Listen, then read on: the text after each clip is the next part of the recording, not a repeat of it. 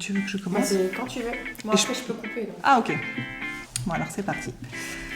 Bonjour à tous, bienvenue sur Filles Expat, la chaîne qui vous dévoile les aventures de filles francophones qui ont osé tout quitter pour vivre aux quatre coins du monde. Chaque semaine, Kelly vous fera découvrir une nouvelle destination, une nouvelle histoire à travers ses interviews.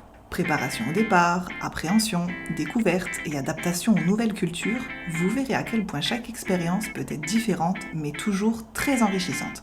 Donc si vous songez à vous expatrier ou que vous êtes simplement curieux de savoir comment on vit au Chili, au Danemark ou encore à Taïwan, on vous dit welcome!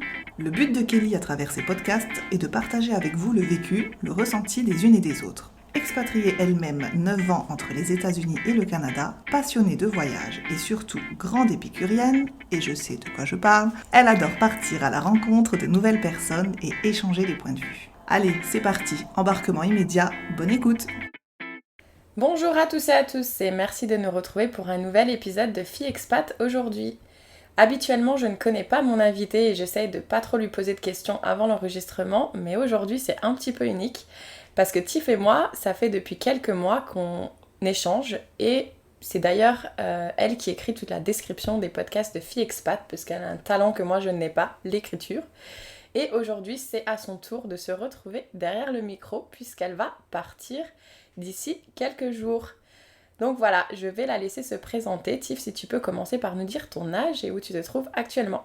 Oui, du coup j'ai 30 ans et actuellement je suis à Bordeaux, ma région d'origine. Est-ce que tu peux nous dire et dire à nos auditrices et auditeurs où est-ce que tu t'apprêtes à partir ? Alors, je quitte la France demain matin. Je fais une première étape d'une semaine en Belgique, à Bruxelles, où vit mon frère, qui est expat là-bas depuis quelques mois. Ensuite, dimanche prochain, je prends un autre avion pour Madrid, cette fois, où je vais passer 3 jours, parce que je ne connais pas du tout. Donc, c'était l'occasion, on va dire, de découvrir cette ville. Et je rejoins également une amie que j'ai rencontrée sur Instagram. Ça fait 3-4 mois qu'on échange sur Instagram. Elle vit à Valence. Et du coup, on se rejoint sur Madrid pour passer 3 jours. Et ensuite, c'est le grand départ pour le Mexique. Cette fois-ci, je vais atterrir à Cancun et ensuite, j'ai prévu de passer quelques temps à Playa del Carmen. Voilà. Trop cool. T'es déjà allée au Mexique ou pas ? Non, jamais. J'ai jamais mis les pieds en Amérique, tout court. Je suis jamais allée de ce côté-là de l'Atlantique. Et hablar espagnol ? Pas du tout. Pas du tout. J'ai fait LV2 allemand. Donc l'espagnol, pas du tout. En fait, ça fait, on va dire, 1 mois que je regarde toutes les séries Netflix espagnoles. Mais voilà, ça s'arrête là. Ça va, t'as déjà... ça va être un gros challenge. Mais c'est aussi pour ça un peu que j'y vais. J'ai prévu de prendre des cours pendant au moins 1 mois intensif, histoire d'avoir vraiment les bases. Et après, je sais qu'une fois immergée dans la culture, ça va très vite, quoi. Donc, je suis pas trop inquiète. Je l'ai fait pour l'anglais, donc je me dis que l'espagnol, ça va rouler. Trop bien. Et du coup, tu sais, c'est marrant parce que Mélanie, que j'avais interrogée, je crois que c'était l'épisode numéro 3 qui partait en Amérique du Sud. C'est drôle parce qu'elle aussi, elle avait été faire quelques jours en Espagne. Est-ce que tu as choisi justement d'aller faire quelques jours en Espagne, histoire de te mettre un peu dans le bain avant de prendre le vol qui est d'une plus longue durée ? Ou est-ce que c'est vraiment un pur hasard ? C'est vraiment un pur hasard parce que en fait, je cherchais un moyen de partir depuis ailleurs que la France. Parce que les mesures Covid évoluent assez rapidement, fermeture de frontières, etc. Donc, je ne voulais pas être coincée en France si jamais ils refermaient à nouveau les frontières. Et donc, en fait, naturellement, mon choix s'est fait sur Madrid parce que Madrid-Cancun, ça se fait... c'est indirect et c'est un vol qui n'a jamais été interrompu. Donc, voilà, c'était une valeur sûre, quoi. Ah, trop bien, t'as fait les choses de façon intelligente, c'est top. Alors avant qu'on va rentrer dans le vif du sujet de pourquoi le Mexique et qu'est-ce que tu vas aller y faire, je te propose qu'on fasse un petit retour en arrière et qu'on essaye de comprendre un peu ton passé parce que bon, moi je le sais, mais t'as déjà été expat, ça va pas être ta première expérience et tu en as brièvement touché un mot en parlant de l'anglais. Est-ce que tu pourrais un peu nous dire nos parcours ? Tu pourrais peut-être commencer par nous dire qu'est-ce que tu as fait comme études ? Qu'est-ce qui s'est passé dans toutes ces années pour en arriver où tu en es aujourd'hui ? Ouais, bien sûr. J'ai passé mon bac. J'ai fait un bac ES. Et l'été qui a suivi, j'ai commencé à travailler chez McDo. À la base, juste pour l'été, parce que je cherchais un petit job et il y avait un McDo qui ouvrait juste à côté de chez moi. Et ensuite, après mon bac, j'ai fait une année à la fac En fait, en vrai, j'ai fait 1 mois à la fac. Et du coup, je suis restée chez McDo en contrat étudiant. J'ai vraiment adhéré à l'esprit McDo. Enfin, en plus, on était vraiment sur une ouverture, donc toute l'équipe s'est créée. On n'était que des jeunes. Enfin, de toute façon, chez McDo, c'est ça. Et puis, je suis quelqu'un de très, très dynamique. J'ai besoin de beaucoup bouger et tout. Donc, le taf me convenait bien. Et puis, quand tu as 18 ans, que tu commences un peu à gagner ta vie, même 500-600 euros, que tu es chez papa-maman, c'est quand même cool, on va pas se mentir. Donc, bref, au final, mon année de fac s'est transformée en année sabbatique où j'ai bossé chez McDo je faisais genre une 30aine d'heures par semaine. Je faisais beaucoup la fête. Et puis, bon. Au bout d'un moment, je me suis dit, j'ai quand même envie d'avoir un background des études, tu vois. Donc, j'ai repris sur un BTS l'année suivante. J'ai fait un BTS négociation et relations clients. En gros, c'est du commerce et un petit peu de management. Et en parallèle, j'ai toujours continué à travailler chez McDo où petit à petit, en fait, j'ai évolué sur des postes de chef d'équipe. Il y a vraiment une vraie formation en interne chez McDo qui est vraiment très cool. Et donc, j'ai eu mon BTS. J'avais plus envie de continuer les études, même si j'aurais pu largement, mes profs m'ont encouragé et tout, mais j'avais vraiment envie de partir dans la vie active. Et puis j'avais une opportunité en fait d'évoluer en tant que manager chez McDo. Et à ce moment-là de ma vie, c'est vraiment quelque chose qui m'attirait. Donc j'ai continué dans cette voie-là où j'ai évolué jusqu'au poste de directrice adjointe pendant plusieurs années. Je suis restée 8 ans en tout. Ah oui, quand même. Ouais, j'ai fait... ça a été mon premier job, j'avais 17 ans et voilà, finalement, j'ai beaucoup évolué. J'ai fait plusieurs restaurants aussi, donc ça m'a permis de changer. J'ai rencontré beaucoup de gens, changé d'équipe, etc. La formation en interne est vraiment top. Donc, je suis ressortie de là avec plein de compétences. Et puis, bon, au bout d'un moment, vers 25 ans, j'avais envie de voir autre chose. Donc, j'ai changé de job. Et puis, après une première expérience, on va dire, difficile, sortir de McDo, c'est pas évident. J'ai ensuite atterri chez Lidl. Alors, attends, c'est pas évident par rapport à quoi ? En fait, McDo, ça te formate vachement. Enfin, surtout que, tu vois, pour moi, j'ai été élevée professionnellement par McDo. Où, j'ai appris la vie active là-bas. On est très polyvalent. On nous apprend à faire beaucoup de choses, mais on n'a pas de spécialité, en fait. Donc, parfois, quand tu arrives sur le marché du travail sorti de là... moi, je voulais vraiment sortir de la restauration rapide parce que j'aurais pu aller chez Burger King ou Eat Salad ou peu importe, tu vois, mais j'avais vraiment envie de voir autre chose. Rester dans le management parce que c'est vraiment ce qui me faisait vibrer. Former des gens, développer les compétences, c'est vraiment un truc que je kiffe. Mais bon, du coup, j'ai trouvé un premier poste en fait de directrice de magasin, c'est chez Jiffy. Je sais pas si tu connais. Si. C'est une enseigne plutôt du sud de la France, ouais. Et en fait, je me suis investie corps et âme dans ce poste. Je faisais genre 70 heures semaine, truc de fou. J'ai été payée 35 heures. Pour rater pas des heures sup et tout. Disons que j'étais payée, j'avais un salaire correct si j'avais fait mes 40 heures semaine, tu vois. Mm-hmm. Le problème, c'est que quand tu commences à faire 70 heures semaine et que ton salaire il bouge pas et que t'as pas d'autres avantages, bon, ça commence à être compliqué, quoi. Je m'y suis vraiment donné corps et âme parce que quand je fais quelque chose, je le fais toujours vraiment à fond. En fait, plus ça allait, plus je m'enfonçais dans le truc. En plus, j'ai été à Lyon, donc je suis partie complètement loin de toute ma famille, mes amis, etc. Je bossais H24, impossible de me faire des amis. Enfin, clairement, en fait, quand je débauchais, j'allais juste dormir. Et puis, je pouvais pas nouer de relation avec mes employés, tu vois, parce que j'étais directrice de magasin, j'avais 25 ans. Donc, tu peux pas faire ami avec tes employés, quoi. Est-ce que tu voyageais un petit peu ou pas ? À cette période-là, oui. Mais en fait, si tu veux, chez Jiffy, je suis restée 6 mois. Donc, pendant que j'étais là-bas, pas du tout. Sinon, oui, à titre personnel, j'aimais bien faire des séjours, tu vois, genre des longs week-ends en Europe, un petit peu en Espagne. Je suis allée à Prague. Je suis allée à Londres aussi une première fois. Donc, j'avais jamais fait de grands voyages, mais ouais, des petits week-ends. Et après, on va dire, après toute mon enfance, je suis partie tout le temps en vacances avec mes parents, mais en France beaucoup. On partait tout le temps, 3 semaines l'été et 2 semaines l'hiver. Donc, j'avais déjà quand même ce goût de bouger. Mais pendant ma mauvaise expérience, c'est pas une mauvaise expérience, c'est une expérience qui a été difficile à vivre. Mais Mais du coup, sortie de là, j'ai beaucoup appris. Je me suis beaucoup remise en question. Et ensuite, je suis arrivée chez Lidl, du coup, en tant que directrice adjointe. Un petit peu à reculons, je dois dire. En fait, c'est une boîte de recrutement qui, à la base, a pris contact avec moi. Et je ne savais pas quelle était l'enseigne pour laquelle je postulais. Donc, j'ai fait tout le parcours de recrutement. Et à la fin, ils m'ont dit, bon, en fait, c'est Lidl. Ah, bon, ok.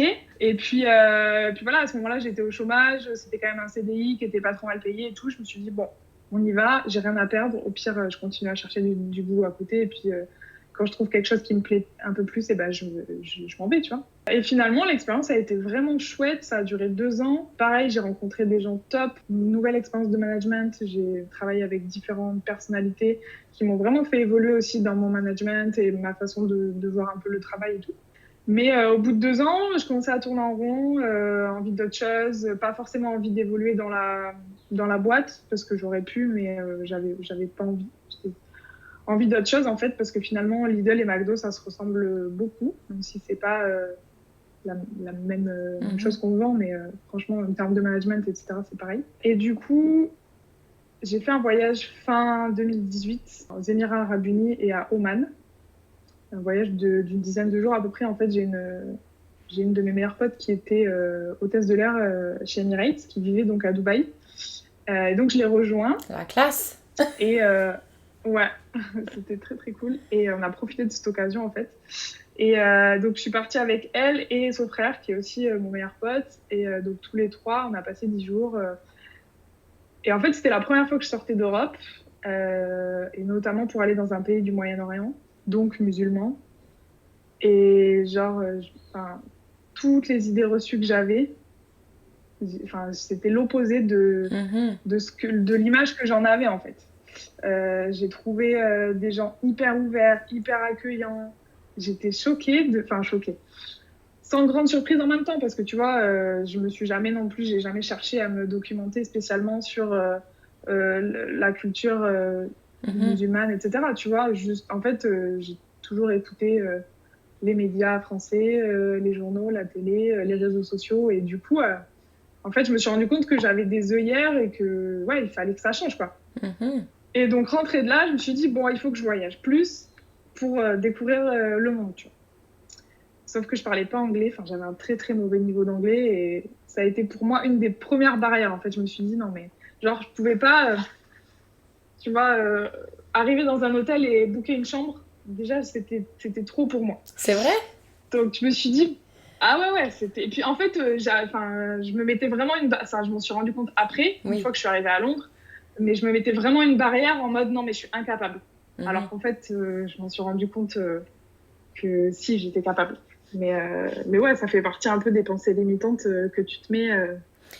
Puis voilà, ça fait peur aussi. Et est-ce que toi, tu te dirais plutôt introvertie ou extravertie à la base?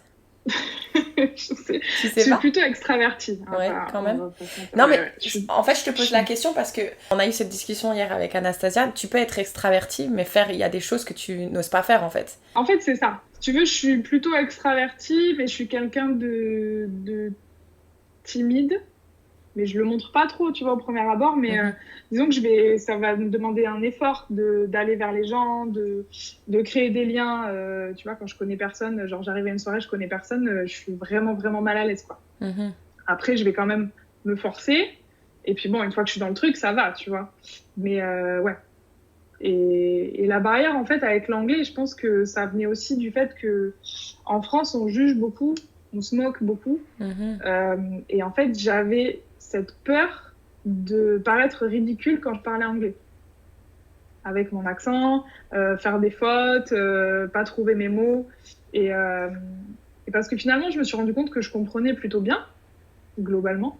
Mais m'exprimer, putain, c'était très, très dur, quoi. Du coup, l'anglais, pour toi, c'était un frein. Mais tu savais que tu avais envie de voyager, donc quelle a été la prochaine étape? Alors, au tout début, je me suis dit, je vais partir en séjour linguistique, genre en Angleterre, parce que c'est pas loin. Je vais partir 1 mois, je vais essayer de poser un mois de congé et partir, tu vois, en séjour linguistique. Genre, tu fais le matin des cours d'anglais et puis l'après-midi, tu visites, machin et tout. Donc j'ai commencé à me renseigner pour faire ça. J'ai vu avec ma chef et tout. Elle me dit bon, je pense qu'on peut s'arranger. Si tu me le dis à l'avance, tout ça, machin. Et puis en fait, plus j'avançais dans monter ce projet, tu vois, plus je me disais, franchement, 1 mois, je vais être là-bas. Enfin, je vais jamais revenir en fait. Tu vois, je le sentais en moi que j'avais vraiment ce besoin-là. En fait, je me mettais des freins parce que j'avais peur, tu vois, de tout quitter entre guillemets. Et je me cherchais des excuses. Et puis finalement, petit à petit, je m'entendais vraiment très très bien avec ma chef. Donc je lui dis, écoute, en fait, je pense que je vais partir parce que j'ai pas envie de t'appeler au bout d'1 mois et de te dire, bah en fait, je reviens pas. Et du coup, ça met toute l'équipe dans la merde, tu vois, parce que je pense que c'est ce qui se serait passé. Petit à petit, j'en suis arrivée à l'évidence que bah il fallait juste que je démissionne, que je prenne un aller simple. Et puis, Inch'Allah, tu vois. Donc c'est ce qui s'est passé. Donc tu vois, genre ouais, fin décembre 2018, j'ai pris cette décision-là. J'en ai parlé avec mes parents et tout. Enfin, je leur en ai parlé. J'ai annoncé la nouvelle. Et je crois que j'ai démissionné. Ouais, janvier, j'ai posé ma démission et du coup, ça m'a amené à 15 mars. Alors là, j'ai 2 questions. 15 mars 2019. Là, j'ai 2 questions qui me viennent en tête. La première, déjà, comment tes parents ont réagi ? Je me rappelle, ma mère, elle m'a dit, je m'en doutais. Ah. Alors que improbable, complètement, tu vois. Genre, on n'en avait jamais parlé avant. Après, j'ai toujours plus ou moins eu des envies d'expatriation depuis genre mes 18 ans, tu vois. À l'époque, c'était le PVT Canada qui était à la mode, tu vois. Et donc, je m'étais renseignée, mais tu vois, j'avais checké un site web, quoi, c'est tout. Enfin, j'étais jamais allée plus loin dans mes démarches parce que ça me faisait peur, parce que j'étais lancée dans la construction de ma carrière chez McDo aussi et j'avais pas envie de tout arrêter. Mais je sais pas, genre ma mère, elle a senti, tu vois, quand je lui ai dit, ouais, ben voilà, je pars m'installer à Londres. Ouais, genre je m'en doutais. Ah bon? Et du coup, elle était vraiment ouais, contente pour moi. Et puis mon père aussi, je me rappelle plus exactement, parce que mon père, il a plus suivi un peu toute l'évolution de genre bon, mais je vais partir 1 mois. Faire un séjour linguistique et puis en fait après bah non en fait je pars pas 1 mois, je pars juste avec un aller simple. Après j'ai beaucoup de chance parce que j'ai des parents qui m'ont toujours soutenue dans tous mes projets un peu fous parce que je suis quand même vachement impulsive et enfin, voilà, quand je prends des décisions un peu rapidement parfois, je chamboule toute ma vie et j'ai la chance qu'ils comprennent pas toujours mais ils me soutiennent à fond. Donc ça, c'est plutôt chouette. Et pourquoi une démission et pas une rupture conventionnelle ? Alors à la base, j'ai demandé une rupture conventionnelle et en fait, on me l'a refusée parce que ça faisait moins de 2 ans que j'étais dans l'entreprise. Je crois que ça faisait genre 18 mois, un truc comme ça. Ah zut. Ou 19 mois. Et en fait, la politique de l'IDEL, c'est de ne pas accorder de rupture conventionnelle en dessous de 2 ans d'ancienneté. Et comme, en fait, ils m'ont proposé, entre guillemets, tu sais, de faire un abandon de poste. On se le dit, tu vois, tu sais, les trucs un peu genre, oui, non, mais tu nous dis tel jour, tu viens plus travailler, et puis après, on lance une procédure de licenciement. J'ai vu beaucoup de gens le faire chez McDo. Et en fait, j'avais pas envie de me prendre la tête avec les papiers, avec... Et puis, c'est con, tu vois, mais c'est un peu arnaquer Pôle emploi. Et c'est toujours vivre avec le coup près au-dessus de la tête à tout moment ils vont se rendre compte que t'es parti, ils vont te poser un rendez-vous, tu seras pas là ou alors faudra rentrer. Et en fait j'avais pas envie de ça, j'avais vraiment envie de partir libre mentalement et voilà. Et après mon objectif c'était de trouver un taf en Angleterre de toute façon le plus rapidement possible pour faire de l'argent bien sûr, mais surtout parce que pour moi ça a passé par là de développer mon niveau d'anglais, tu vois, et puis de me sociabiliser. Ok. Et pourquoi Londres ? Alors, j'y suis déjà allée une première fois 4 jours en week-end en 2016. J'avais adoré, vraiment. Et en fait, tu vois, ça a toujours été une ville un peu magique dans ma tête, un peu, je pense, avec les séries, les films. Et puis, c'est pas loin. Je voulais pas partir trop loin. Parce que c'était un premier saut, mais il fallait que ce soit un petit saut quand même. Donc, tu vois, j'étais à 1h30 de Bordeaux, je pouvais rentrer régulièrement. Si vraiment ça se passait mal, c'était vite fait de rentrer, quoi. C'est clair. Et puis, c'est vrai que Londres, moi, j'adore aussi les bus, les cabines téléphoniques. C'est génial comme ville. Ouais, c'est ça. C'était vraiment... je fantasmais un peu la ville, quoi. Mhm. Et donc, du coup, comment t'as préparé ce départ alors? T'as donné ta démission? T'as vendu toutes tes affaires? Ouais. Alors non. En fait, j'étais propriétaire de mon appartement. Et en fait, donc il faut savoir que je suis très organisée, que j'anticipe beaucoup les choses, que je prépare tout. Et là, en fait, je me suis dit, bon, ok, je pars, mais il faut, si jamais ça se passe mal, il faut quand même que j'ai de quoi me retourner, un plan B, etc. Donc, à ce moment-là, en fait, mon frère donc mon frère est un peu plus jeune que moi, il a 5 ans de moins. Et il était en couple depuis, je sais pas, genre 1 an et demi. Et bon, en gros, je lui ai proposé d'emménager dans mon appart avec sa copine. Ça se goupillait bien, quoi. Finalement, lui, son appart, il n'était pas très bien. Moi, ça me permettait d'avoir un locataire et du coup d'avoir un loyer pour financer mon crédit, tu vois. Mais sans non plus chercher un locataire. Et puis surtout, dans mon appart, en fait, j'avais 2 chambres. Donc, quand je revenais, le deal, c'était que j'avais ma chambre. Enfin, quand je revenais, genre pour un week-end ou quoi. Et puis, je laissais toutes mes affaires, en fait. Parfait. Je les laissais en meublé, etc. Parce que lui, il avait pas grand-chose comme meuble et tout. Je lui ai même laissé ma voiture parce que lui avait une voiture qui était en train de mourir. Donc, je lui ai laissé ma voiture et en fait, dans ma tête, c'était bon, mais j'y vais et au bout de 3 mois, je vois si ça se passe mal, et ben, je peux rentrer et je récupère mon appart et ma voiture. Et puis, si ça se passe bien, et ben, mon frère il reste dans mon appart, je lui vends ma voiture et puis on y va, tu vois. Donc voilà, avec le recul, je referais pas du tout pareil. C'est vrai, pourtant je trouve que c'est un plan vraiment idéal, quoi. Alors, c'est un plan idéal, oui et non. En fait, je pense qu'à ce moment-là, c'était ce que j'avais besoin pour partir. Donc, finalement, voilà, je l'ai fait et c'était bien. Et je suis partie l'esprit tranquille. Et tu vois, j'avais ce petit matelas de sécurité. Mais finalement, voilà, j'ai trouvé un job en 3 jours. En plus, j'avais déjà mon appart. Enfin, j'avais déjà une chambre en coloc quand je suis partie parce que j'étais partie un week-end avant pour faire des visites. Donc, si tu veux, avec le recul, j'ai pas pris beaucoup de risques en allant à Londres. Donc, il n'y avait pas de raison que 3 mois après, je revienne en mode j'ai plus rien, il faut m'héberger, tu vois. Du coup, à refaire, tu vendrais tout et tu lâcherais tout? Ouais. Okay. Ouais, exactement comme je fais maintenant, aujourd'hui. Et donc, du coup, t'es arrivée à Londres et donc, avec ton anglais et tout s'est bien passé? Ouais, alors finalement, je me suis vite rendu compte que je comprenais assez bien et que je me faisais comprendre. Alors, au début, je faisais pas des phrases, tu vois, je disais juste des mots. mais les gens comprenaient et en fait, surtout, je me suis heurtée à des gens, des Anglais ou aussi des gens d'autres nationalités parce que vraiment, Londres, c'est une ville multiculturelle et il y a énormément d'immigrés. Et en fait, les gens, tu vois, j'étais tout le temps en train de m'excuser pour mon anglais pourri. Et en fait, tout le temps, et les gens ils disaient, mais pas du tout, mais non, je te comprends, mais t'inquiète pas, arrête de t'excuser et tout, ton anglais il est très bien et tout. Et donc, petit à petit, en fait, j'ai pris confiance en moi et j'ai tenté des choses. Et puis, le fait de travailler, franchement, au bout d'1 mois, je parlais. Alors, j'étais pas fluente au bout d'1 mois, tu vois, mais disons que j'arrivais à échanger sur les choses vraiment basiques au bout d'1 mois, quoi. Et puis, en fait, je pense que j'avais une base de collège-lycée quand même, tu vois, même si j'étais mauvaise, mais j'avais des choses qui étaient ancrées dans mon cerveau, loin, et qui se sont débloquées petit à petit, tu vois. Donc voilà. Et puis après, qu'est-ce que j'ai fait? J'ai regardé des séries Netflix en anglais, sous-titrées en anglais, pendant genre 6 mois. Au début, je comprenais rien. C'était dur. Mais je me suis forcée. Et ça m'a aidée de ouf. Et tu disais que tu étais en coloc, c'est ça? Ouais.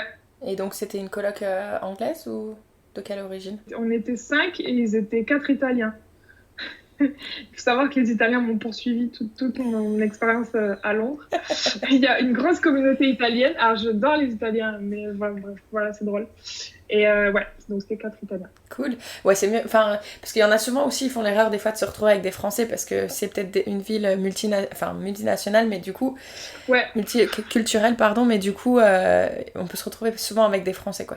Ben ça, c'était dans mes critères de recherche de coloc. Je voulais pas de Français. C'était vraiment... Super. J'avais pas beaucoup de critères, mais j'avais celui-là, quoi. Exactement, pour pas parler français tous les jours, en fait. Super. Et donc, du coup, là, ton expérience à Londres se passe plutôt bien? tu Ouais. rentres? Oui, alors, donc en fait, j'étais 2 ans à Londres. Je suis rentrée en février dernier. Enfin, il y a toute une genèse de pourquoi je suis rentrée, parce que j'aurais pas dû rentrer. Ah. Euh, En fait, donc ce qui s'est passé, c'est qu'il y a eu le Covid. Mhm. Donc je travaillais dans une boulangerie. Et Covid est arrivé, on a fermé. Et donc je me suis retrouvée au chômage partiel, on va dire l'équivalent de ça en France. Et donc pendant 4 mois, j'ai pas travaillé. Et en fait, immense soulagement. Genre le jour où, enfin, j'en avais un peu marre de mon boulot avant Covid. En fait, je me disais bon, faut que je trouve autre chose, mais j'avais des voyages de planifier et tout ça, donc je pouvais pas changer de boulot un peu du jour au lendemain parce que bah, quand t'as des vacances, tu peux pas commencer un nouveau boulot quoi. Et finalement, Covid est arrivé, énorme soulagement pour moi de plus aller travailler. Alors après, c'était dur à gérer pour d'autres raisons, comme tout le monde, tu vois, la pandémie, mais le fait de plus travailler, ça m'a vraiment soulagée. Et donc là, en fait, a commencé une réflexion en mode ok, donc j'ai envie de me réorienter, j'ai envie de travailler dans autre chose et autrement. En fait, tout ce qui est management en restauration, tout ça, j'en pouvais plus. Et donc petit à petit est venue l'idée de reprendre mes études. Donc je voulais rester sur Londres, donc il fallait que je trouve des études en ligne. Donc j'ai trouvé avec une école française un bachelor tourisme et marketing. Et donc je me suis inscrite donc, en juillet et pour une rentrée en septembre. Et donc c'était sur un an parce que j'avais déjà un BTS en fait, donc c'était juste un an de tourisme. Et donc, mon envie, c'était de me réorienter vraiment dans ce secteur-là parce que je savais pas trop ce que je voulais faire, mais je savais que j'avais envie de continuer de voyager, continuer de m'expatrier. J'avais envie d'aller vivre ailleurs. Mais je voulais pas, tu vois, partir dans un autre pays pour encore faire serveuse dans un café, tu vois. Donc, je me suis dit, en ayant un diplôme dans le tourisme, ça permet de travailler un petit peu partout. En plus, vu que je parlais anglais, après, tu vois, ça facilite les choses. Tu vois, pourquoi pas en agence de voyage, en office du tourisme. J'avais pas trop d'idées, mais je me suis dit, bon, moi, j'aurai des nouvelles connaissances et un nouveau diplôme sur mon CV qui me permettra de postuler à d'autres jobs dans divers pays. Et après, tu vois, même, je pensais, pourquoi pas, rentrer dans des grosses boîtes et, tu vois, qui mutent un peu partout. Voilà, je pensais un peu à ça. Et donc, finalement, j'ai repris en septembre. Et dans mon bachelor, il fallait que je fasse un stage de 4 mois. Et quand tu dis t'as pris, t'étais toujours à Londres à ce moment-là? Ouais, Ok, c'était en septembre 2020. ok. Donc j'étais toujours sur Londres. Et donc il fallait que je fasse un stage de 4 mois. Donc j'ai cherché au Royaume-Uni principalement. En fait, en gros, j'étais ouverte au monde entier, sauf la France. Je voulais absolument pas revenir en France. Le Covid compliquait un petit peu, on va dire, le fait d'aller faire un stage dans le monde entier. Donc je cherchais un trio au Royaume-Uni et en Irlande aussi parce que c'était pas loin. Donc j'ai envoyé des milliers de mails et finalement j'ai eu 2 réponses de l'Irlande, un à Dublin et un à Cork dans le sud. Donc j'ai choisi le stage à Cork dans le sud, dans une agence de voyage, une toute petite agence. Et je devais en fait développer toute leur activité sur la clientèle française, traduire leur site web, gérer les réseaux sociaux à destination des clients français, etc. Donc j'aurais dû commencer fin janvier 2021, mais comme il y a eu confinement en Irlande, on a repoussé plusieurs fois en fait la date. Et à un moment donné, la situation devenait vraiment instable à Londres. J'avais plus de boulot, j'avais toujours un loyer, je voyais pas trop le moment où j'allais pouvoir aller en Irlande. Et en plus de ça, il y a eu le Brexit qui faisait que, tu vois, les frontières étaient fermées. Enfin, au sein de l'Union européenne, en fait, tu pouvais quand même bouger plus facilement que aller à l'extérieur. Donc, je me suis dit, bon, je vais rentrer en France. Ça me permettra peut-être plus facilement d'aller en Irlande parce que c'est toujours l'Union européenne. Et puis, si je dois repousser encore d'un mois mon stage, au moins déjà, je serai en France. Enfin, tu vois, c'est plus facile de bouger du jour au lendemain quand t'as pas de loyer, t'as pas de... Enfin, tu vois, j'étais chez mes parents. Et donc, je suis rentrée le 1er février 2021 en France avec pour espoir de repartir mi-mars. Et finalement, tu vois, on est le 21 juin et je vais partir demain, pas du tout en Irlande. Donc voilà, 5 mois se sont passés et j'ai dû me rendre à l'évidence que il fallait que j'annule mon stage si je voulais valider mon année cette année. Parce que j'aurais pu repousser encore le stage, mais du coup, ça m'a reporté à valider en juin 2022 et j'avais pas trop envie, tu vois. Donc ça a été une décision dure à prendre, mais en même temps, je pense vraiment que rien n'arrive par hasard. C'est clair. Et que c'était peut-être pas le moment pour moi d'aller en Irlande et qu'il y a autre chose qui m'attend ailleurs. Oui, puisque tu as lancé en même temps, en parallèle, parce que je pense que si tu vas en parler, parle-en, il n'y a pas de souci. C'est quand même super bien aussi et ça valide ton stage du coup. Exactement, ouais. En fait, dans toutes mes réflexions de « ok, j'ai envie de me réorienter, comment j'ai envie de travailler, etc. », je me suis rendu compte que dans toutes mes expériences passées, j'étais souvent frustrée d'être limitée dans ma créativité par mes responsables, etc. Donc je me suis dit c'était peut-être le moment pour moi de me lancer en indépendante. Donc j'ai cherché un petit peu qu'est-ce que je pouvais faire en indépendante dans le tourisme et aussi je voulais avoir une liberté géographique. Parce que quand tu es expat, tu es salarié, alors ça dépend des pays, c'est plus ou moins généreux, mais bon, en gros, tu as entre 2 semaines et 5 semaines de congés par an. Et ces semaines-là, tu choisis soit de voyager, soit de rentrer à la maison voir ta famille. Et c'est très dur, parce que moi, j'aime beaucoup, beaucoup voyager, et en même temps, j'aime bien ma famille aussi, quand même. Donc je me suis dit, il faut que je puisse faire un job, en fait, où je vis dans un autre pays, et puis si j'ai envie de rentrer 2 fois par an pendant 1 mois, par exemple, pour profiter de ma famille, je puisse le faire. Et donc là, j'ai découvert le métier de travel planner, qui est assez nouveau en France, qui est plutôt répandu aux États-Unis notamment. Donc en gros, j'organise des voyages pour mes clients, sans réserver pour eux, parce que ça, il faut vraiment être agent de voyage pour le faire. C'est vraiment de l'accompagnement, du conseil et du sur-mesure, sans non plus imposer un budget tu vois, que tu peux avoir en agence de voyage. Et du coup, j'ai décidé de me spécialiser sur le Royaume-Uni, puisque c'est un pays que je connais plutôt bien pour y avoir vécu pendant 2 ans. J'ai pas mal voyagé dedans. Et donc, grâce à ça, en fait, je peux présenter mon projet professionnel du bachelor sur toute la création de mon entreprise, en fait, puisque je crée complètement une stratégie marketing, une stratégie de communication. Je crée mes offres de A à Z, donc ça rentre entièrement en projet professionnel. Moi, personnellement, je trouve que c'est même encore mieux que ton stage que tu aurais pu avoir en Irlande. Puis c'est vachement plus enrichissant, tu as plus de liberté, tu vas être tellement fière, tu dois être super fière de toi. Donc c'est quand même... Ouais, disons que clairement, oui, j'ai beaucoup de liberté, ce qui est cool parce que je fais vraiment ce que je veux. En même temps, ça fait peur aussi parce qu'il y a personne qui dit oui, c'est bien ou non, c'est pas bien, tu vois. Donc, mais ça, c'est l'entrepreneuriat. Tu vois, quand tu as fait 12 ans de salariat, c'est un peu sauter dans le vide. Mais en même temps, l'Irlande, j'aurais vraiment aimé faire ce stage parce que ça m'aurait vraiment apporté des compétences supplémentaires pour mon entreprise, tu vois. De voir comment gérer une agence de voyage, comment... tout ça, en fait. Et puis découvrir l'Irlande, vivre dans un autre pays encore, ça aurait été chouette. Mais voilà, je pense que c'était juste pas le moment que ça se passe et c'est ok, tu vois, l'Irlande, je pourrais toujours y aller plus tard.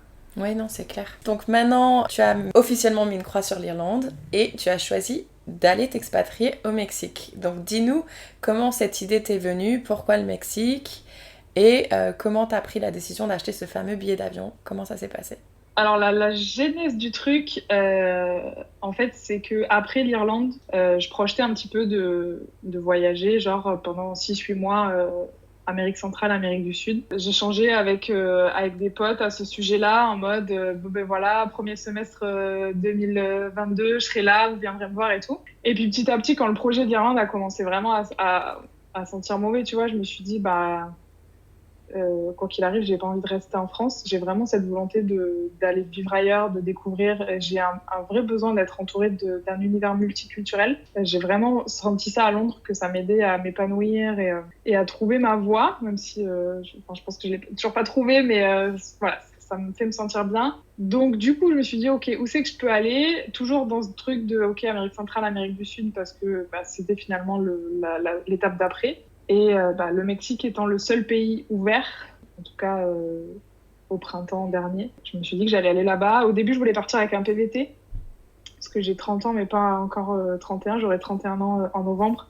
Donc j'avais encore la possibilité de partir sur un PVT. Et puis finalement, après quelques recherches sur Facebook, sur les groupes PVTistes et tout ça, il se trouve que c'est difficile d'avoir un permis de travail avec un PVT. Alors, je dis pas que c'est impossible, il y a des gens qui l'ont et tout, mais genre, ça prend 3, 4, 5 mois. En fait, selon les témoignages, il y a des gens, ils ont limite mis 9 mois à pouvoir travailler. Et moi, en fait, vu que je pars avec vraiment une activité sur le web, en fait, je voulais un PVT un peu comme une solution de secours, tu vois, si vraiment, parce que je suis au début de ma création d'entreprise, si je vois que je galère, que je puisse travailler peut-être 1 ou 2 mois dans un café, histoire de faire un peu de cash, tu vois. Finalement, j'ai annulé enfin, j'ai changé d'avis, on va dire. Parce que le PVT, ça a quand même un coût, il faut quand même payer le visa, l'assurance qui va avec, etc. Et je me suis rendu compte que je pouvais très bien aller avec un visa touristique au Mexique, en plus c'est 6 mois le visa touristique du Mexique, oui. Ouais. en développant en fait mon activité sur le web. Donc finalement, en devenant digital nomade, donc petit à petit, même si étant en grand kiff sur les voyages et l'expatriation, le digital nomadisme, ça fait longtemps que j'en entends parler. Mais petit à petit, ça s'est mis en place dans ma tête en mode, ok, je pense que je peux le tenter comme ça. Mais là, du coup, je suis plus un peu en mode, ok, est-ce que je vais être expatriée? Est-ce que je vais être digital nomade? Je suis un peu entre les deux, je sais pas. Mais au final, je me suis dit, vas-y, je me pose pas de questions, j'y vais. On verra bien. Et du coup, parce que là, pour l'instant, les voyages, ils sont quand même un peu entre parenthèses. Ton business, il te rapporte un petit peu ou en ce moment, tu vis plutôt sur tes économies? Alors, en ce moment, je vis sur mes économies parce que j'ai fait le choix déjà de me spécialiser sur le Royaume-Uni, vraiment. Et aujourd'hui, c'est pas possible de voyager entre la France, l'Europe et le Royaume-Uni librement. Mais après, c'est OK aussi parce que, si tu veux, je me mets pas trop de pression avant cet automne. Parce que, comme je te disais, en fait, j'ai toujours ce bachelor à terminer, donc j'ai tout mon projet à monter. J'ai mon dernier examen, en fait, qui sera fin août. Donc ça me demande beaucoup de travail. Plus, du coup, ce voyage, en fait, où, tu vois, je suis un peu entre, je vais entreprendre et en même temps, je vais voyager, tu vois. Donc, si je me mets pas à 100% dans mon entreprise, je peux pas avoir 100% de revenus non plus, tu vois. J'ai un petit peu d'économies qui me permettent de voir venir. Bon, après, c'est clair que à un moment donné, il faut rentrer un peu d'argent aussi, tu vois. Mais j'ai vraiment cette volonté, peut-être même, tu vois, de faire du woofing, pourquoi pas. Je sais pas, on verra. Et puis, en plus du business travel planner, j'ai aussi une activité de rédactrice web. Donc, notamment, j'écris pour ton podcast, mais aussi pour d'autres choses. Et j'aimerais bien... pour l'instant, c'est des projets bénévoles sur lesquels je prends beaucoup de plaisir à collaborer. Et donc, du coup, je choisis un peu ce que je fais, etc. Et petit à petit, une fois que je serai posée au Mexique, en fait, je vais trouver des clients. Il faut être positif dans la vie. C'est ça. Je vais trouver les premiers clients et faire un petit peu d'argent. Mais voilà, en fait, la rédaction web, j'ai pas envie d'en faire mon métier à 100% parce que j'aime bien écrire, mais pas non plus tout le temps. Donc, et puis le côté travel planner, c'est vraiment un projet de cœur que j'aimerais vraiment développer. Voilà. Mais ça prend du temps. J'ai mis en place une stratégie de contenu.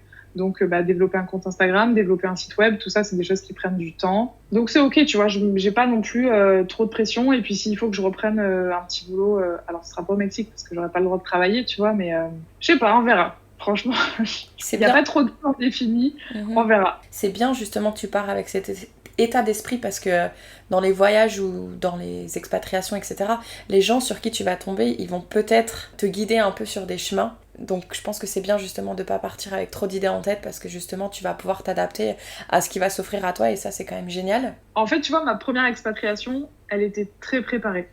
Vraiment, j'ai tout cadré de A à Z. Dans ma tête j'avais un plan, j'ai exécuté le plan et tout. Et en fait, au fur et à mesure, j'ai rencontré des gens qui m'ont surprise, qui m'ont montré qu'il y avait un autre chemin, etc. Et petit à petit, j'ai commencé à changer et à m'épanouir et à trouver ce que j'étais venue chercher sans le savoir, tu vois. Et donc là, c'est pour ça que, avec cette expérience-là, en fait, je pars en mode Inch'Allah, tu vois, vraiment. La vraie définition du truc, en mode... c'est vraiment les rencontres qui me feront avancer.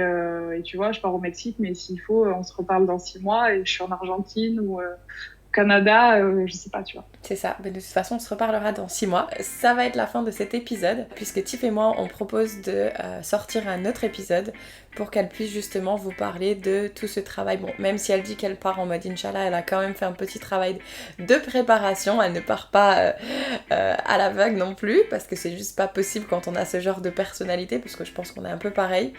Donc du coup, on vous donne rendez-vous la semaine prochaine pour la suite de ces aventures.